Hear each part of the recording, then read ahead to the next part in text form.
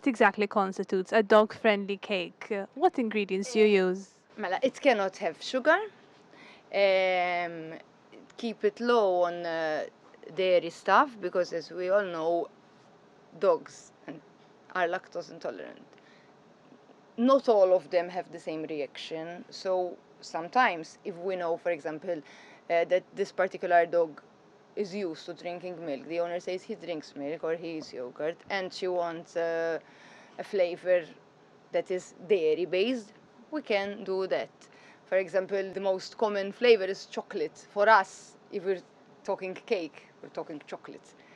For dogs, you cannot. But we use carob, we import it. We try to do everything from scratch. For example, the carob, we import it from Sicily and Sex and do the whole process from scratch until we have the carob looking like melted chocolate.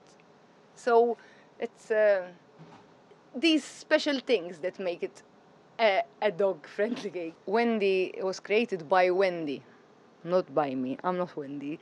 Wendy is a dog person. In fact, we met while we were on a rescue running some dog after one dog or another.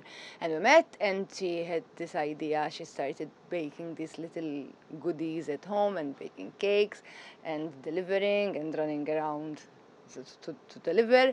Unfortunately, she had a decline in her health, and she couldn't afford to go running around with deliveries. And she said, listen, will you be able to be a sort of depot for collecting my cakes? Yes, why not? And she used to cook the cakes at home, bring them here, and just people came to pick up. Unfortunately, her health got even worse, and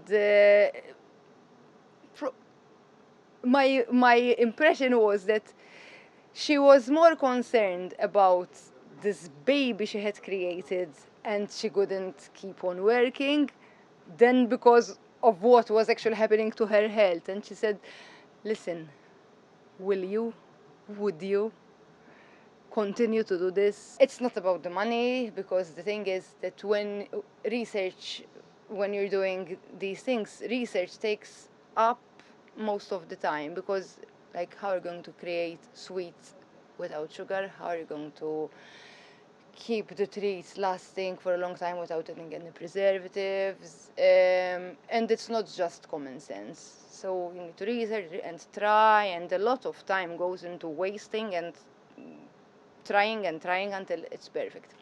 Would you say people are now more willing to spend money on their pets? Because there's this trend of saying that dogs are the new kids. There is. And maybe sometimes they go a bit overboard. It's fun. It's nice.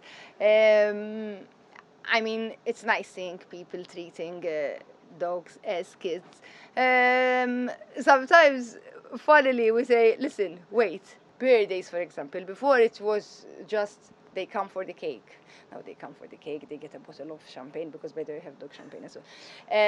They buy the hats, they buy the banners, they buy the t-shirt with the happy birthday. It's fun. Even if the dog is the kid of the family, it's fun. If you already have kids and you have a dog and it's his birthday, it's a special occasion. The kids will love it. It makes more for happy days. In fact, yesterday we were saying how many birthdays there are at the moment, because at the moment we're really, really busy. And you don't want to say no to anyone, but sometimes you cannot cram it, because at this time of the year, I don't know, there are a lot of birthdays.